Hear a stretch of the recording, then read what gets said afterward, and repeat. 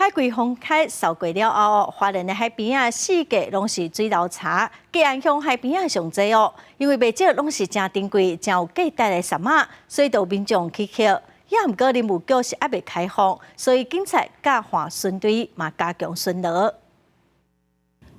来到花莲吉安乡的花莲海堤，几啊公里的沙坡拢是水茶，其中有真侪真有芳气的檜落去，甲各种珍贵林木，趁天色暗，袂少民众偷偷来捡。也毋过，这个水茶内有真侪珍贵林木，所以目前有关的清查有红色喷漆的，拢要再造标收属于国有财产，其他村的交互县政府公告，才会当开放起扣。如果今天是刻意去捡拾有注记的，那这个部分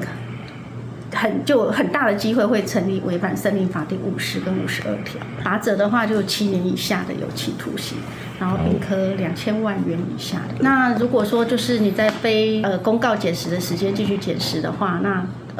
应该是会成立就是刑法上的侵占罪。